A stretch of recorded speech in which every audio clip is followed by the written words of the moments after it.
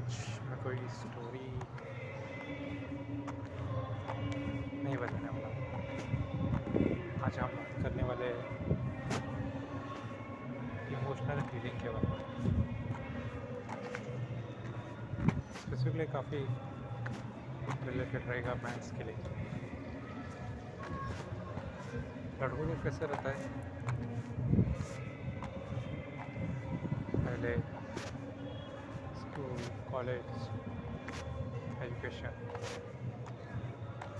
फिर job, salary, girlfriend, career, family responsibility,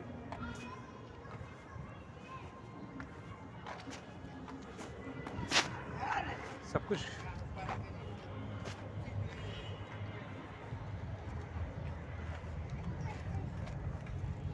कुछ कर लेते वन बाय वन। बट एक जो उनका इमोशन को कोर्शन होता है, एक जो कोर होता है,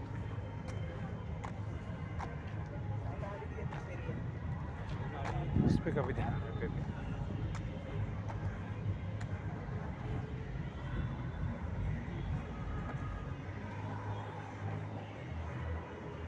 या फिर कभी किसी ने बताया नहीं कि ध्यान देना होता है।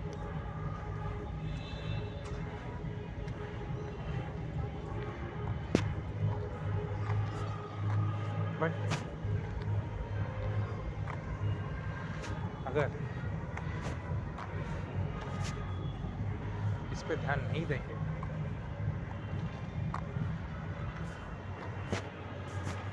तो जो लाइफ की बाकी की चीज़ें हैं, चाहे वो मनी हो, करियर हो, रिलेशनशिप हो,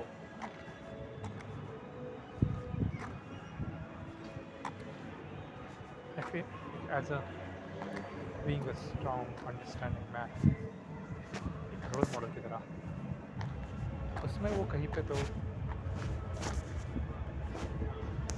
कम पड़ जाता है।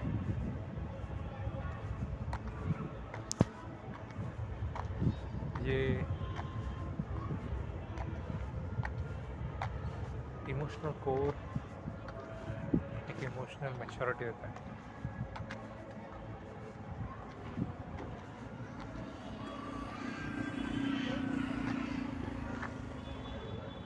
जो खुद के इमोशन को अंडरस्टैंड कर लेता है वही दूसरे के इमोशन को भी अंडरस्टैंड कर पाता है। और जब खुद के इमोशन से अवेयर नहीं होता है तो फिर उसे काफ़ी सारी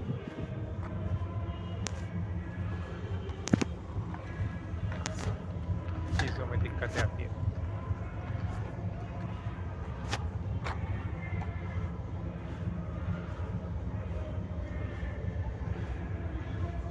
वैसे वीडियो में कोई ये नहीं बताने वाला कि अपने इमोशन को मैनेज कैसे करना चाहिए और क्या करना चाहिए। नहीं, मैं बात कर रहा हूँ इमोशन के कोर के बारे में। आखिर ये डेवलप कैसे होते हैं, आते किधर से?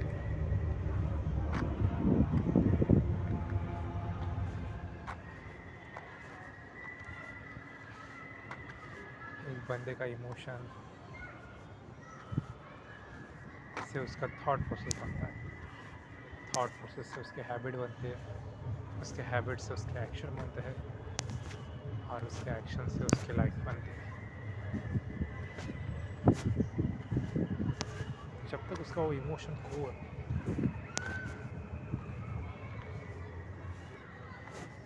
पॉजिटिव नहीं होता है तब तक उसको दिक्कतें का सामना करना पड़ता है।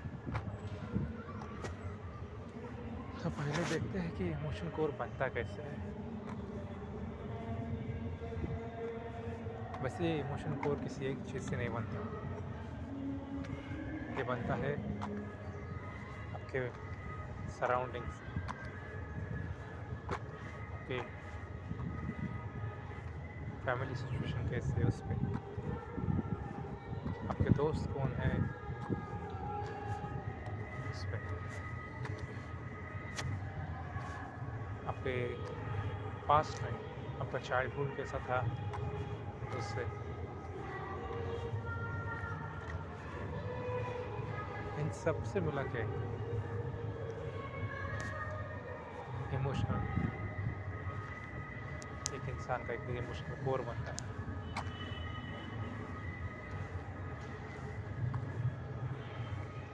तो अगर आपको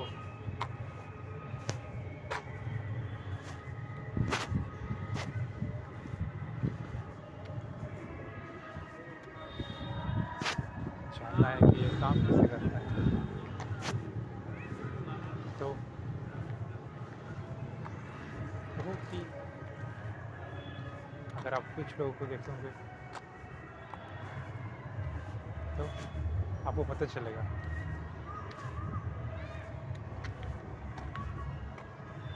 कुछ लोगों में काफ़ी ज़्यादा एंगर होता है, कुछ रिएक्टिवनेस की तरह, कुछ लोगों में एंजाइटी होती है, फियर ऑफ अननोन होता है, अकेले रहने में डर लगता है, लोनलीनेस, मेंटल हेल्थ,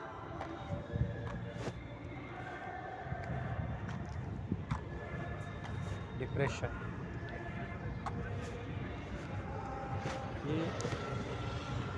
ये सारी चीज़ें, यहाँ तक कि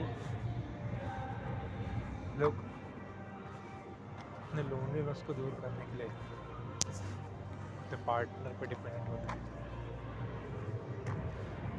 चाहे वो गर्लफ्रेंड हो, कोई रिलेशनशिप हो, चाहे वाइफ हो, और फिर भी उसको प्रॉपर्ली टैकल नहीं कर पाते।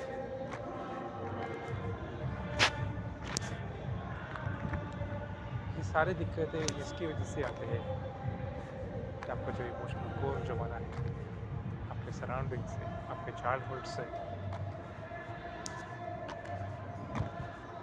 वो पॉजिटिव में, वो पीस में नहीं। इसके लिए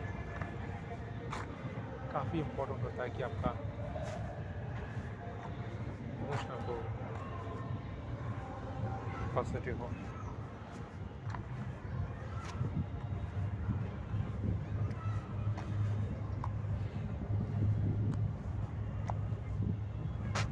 चलो अब ये रीज़न जानते हैं कि आपका इमोशनल कोर नेगेटिव में क्यों है।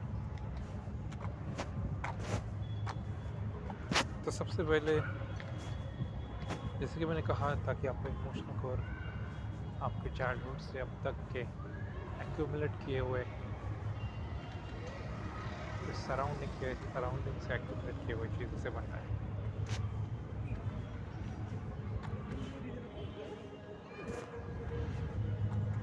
तो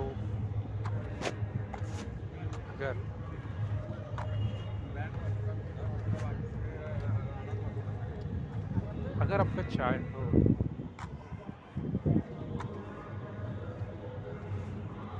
अच्छा नहीं था, कुछ लोगों का नहीं, अगर आपके चाइल्डहुड में घर पे झगड़े होते थे, फिर किसी के माँ बाप का झगड़ा होता रहता है, या फिर जैसे माँ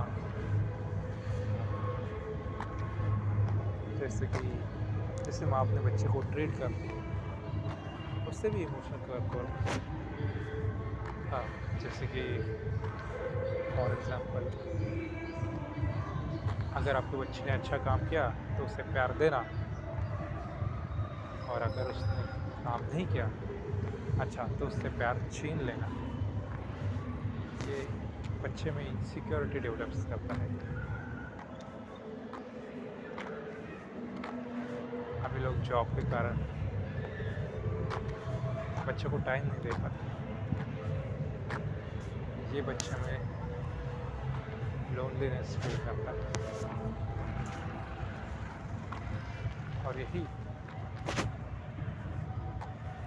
चीज़ें अगर टाइम पे नहीं हुई तो आगे चल के ये, जैसे मैंने कहा था कि लोनलीनेस, एंजाइटी,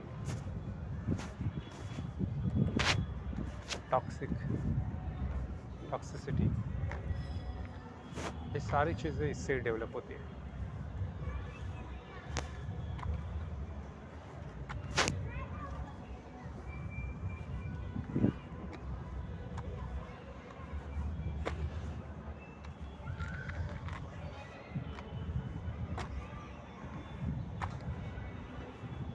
तो अगर आपके चाइल्डहुड में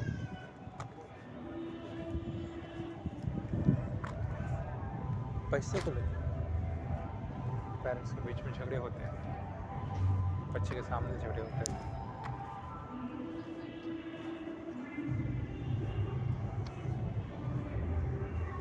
तो ये बच्चे में पैसे को लेके भी फियर क्रिएट कर देता है।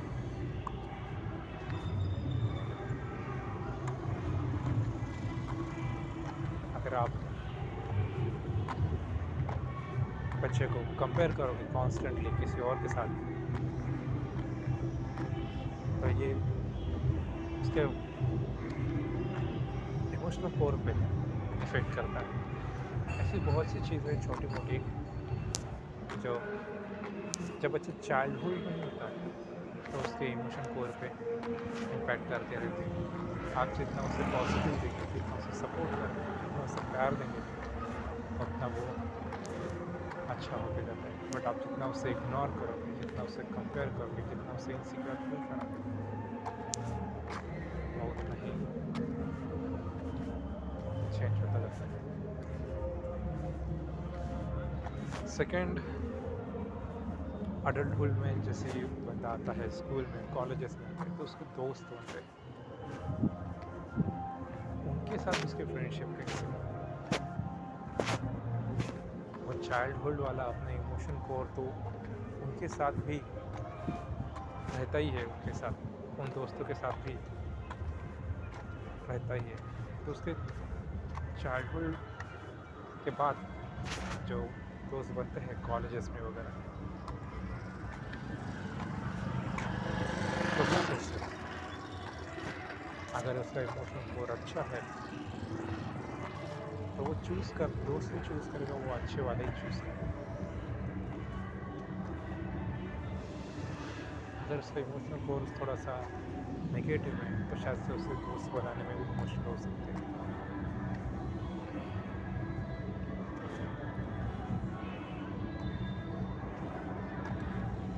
इससे जो दोस्त रहेंगे वो भी उसके इमोशनल कोर पे अपने अपने थॉट प्रोसेस छोड़ के जाते हैं और उनको ही बच्चे आगे करते जाते हैं। जब एडल्टहुड में आते हैं तब गर्लफ्रेंड बॉयफ्रेंड बनना, रिलेशनशिप में आना, ये सब कुछ होता है। बट अगर बंदा इमोशनली स्टेबल नहीं रहा तो जो रिलेशनशिप बनता है उसमें भी प्रॉब्लम आते हैं, घोस्टिंग, टॉक्सिसिटी, इमोशनली वल्नरेबल नहीं होना, अपने इमोशन को प्रॉपरली एक्सप्रेस कर नहीं पाना, फियर, इनसिक्योरिटी, कई पार्टनर छोड़ के चला जाए, उसके ऊपर डिपेंड हो जाना पूरी तरह से अपने इमोशनल नीड के लिए। ये खुद को ही नहीं, जो उसका पार्टनर रहता है उसको भी पूरी तरह से ब्रेकआउट करना। ये तो रही इमोशन की, अगर कोर प्रॉपर नहीं रहा तो वो रिलेशनशिप में कैसे काम करता है। बट करियर पे भी वो असर, पैसे को लेकर फियर से आगे बढ़ने नहीं देता, तो बंदा अपने इमोशन कोर के साथ सेट नहीं होता। वो बंदा कितना भी हार्ड वर्क कर ले, वो 10 से 20 तक चला जाएगा, बट 20 से 100 तक जाने में उसे काफ़ी मुश्किल हो जाएगी, क्योंकि उसका इमोशनल कोर होना चाहिए, इमोशनल मैच्योरिटी होनी चाहिए। अगर इमोशनल कोर ही ठीक नहीं है तो इमोशनल मैच्योरिटी भी नहीं आएगी।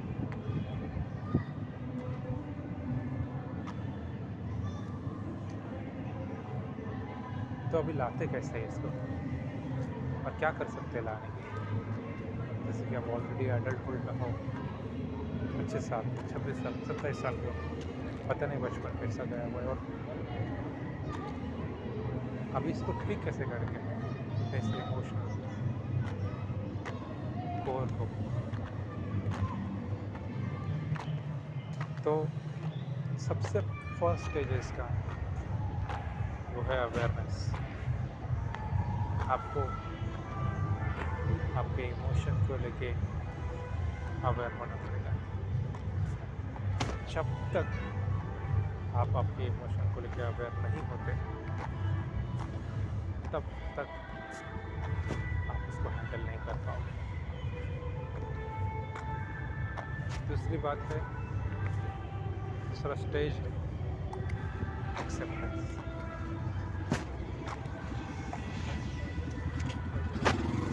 मैं नहीं कह रहा कि आपको चेंज नहीं होना, चेंज होना है, बट चेंज होने के लिए पहले एक्सेप्ट करना। इमोशनल अवेयर हो जाने के बाद आपको उस इमोशन को लेकर एक्सेप्ट करना पड़ेगा कि हाँ, मुझे शायद से उससे इनसिक्योरिटी है, हाँ मुझे शायद से थोड़ा सा फियर है, हाँ मुझे शायद से थोड़े से मेरे इमोशन एक्सप्रेस करने में, इमोशनली वल्नरेबल करने में डिफिकल्टी आती है। एक्सेप्ट अवेयरनेस, एक्सेप्ट आपका आधा काम कर देगा।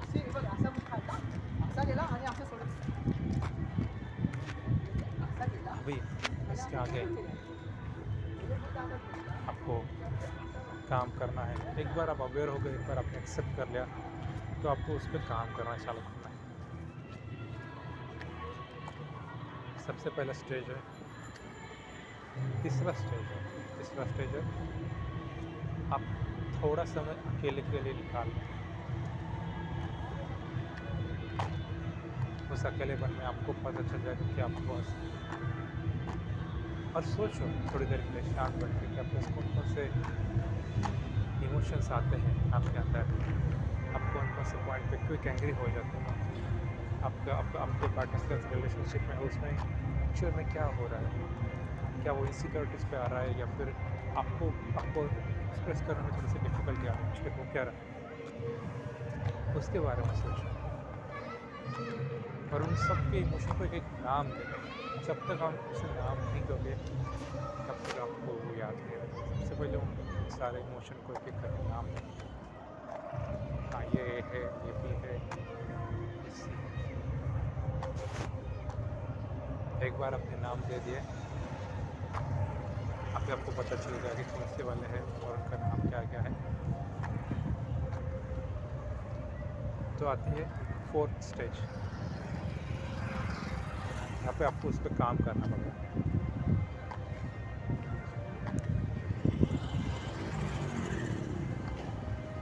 तो कैसे करें उस पर काम? अवेयरनेस तो आ गई, एक्सेप्टेंस भी हो गया, नाम भी दे दिए सारे क्या क्या है। सबसे पहले है पेशेंस, ये जल्दी नहीं होगा, इट विल टेक टाइम। तो पेशेंस सबसे पहले। दूसरी बात,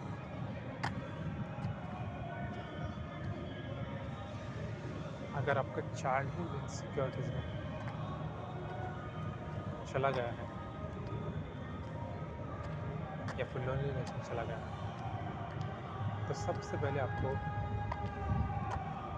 इमेजिन का, एक बुक का रेफरेंस में है ये, सबसे पहले आपको इमेजिन कि आपको पास्ट में जाना है। सिर्फ ऐसा सोचना है, इमेजिन करना है, वो पास्ट में जाना है और जो भी आपका चाइल्ड वर्जन वहाँ पे होगा उसके कंधे पे हाथ रख के कहना कि मैं तुम्हारे साथ हूँ। अगर वो लोनली फील कर रहा है, अगर वो किसके साथ कंपेयर हो रहा है या फिर इनसिक्योर फील कर रहा है, तो उसे बताना है कि तुम बेस्ट हो।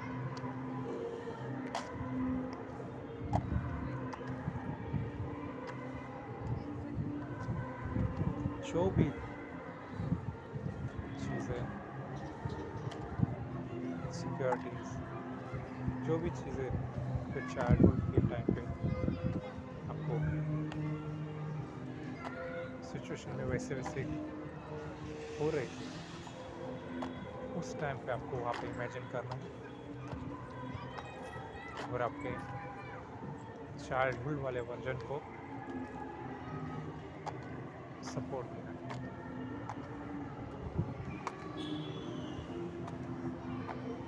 ऐसा आपको डेली करना है। प्लस आपका जो अभी का वर्जन है, अभी जो आप हो, तो आपको आईने के सामने जाके भी यही प्रैक्टिस करना है। आपको वो बोलना है जो आपको बनना है। अगर आपको ऐसा लग रहा है कि मैं इनसिक्योर हूँ, तो आपको बोलना है कि मैं सिक्योर हूँ। अगर आपको ऐसा लग रहा है कि मैं इमोशनली वल्नरेबल नहीं हो पा रहा हूँ, तो आपको बोलना है कि हाँ, मैं इमोशनली वल्नरेबल हूँ। और एक एक स्टेप लेके ट्राई करना है, एक एक स्टेप ओपन होना है।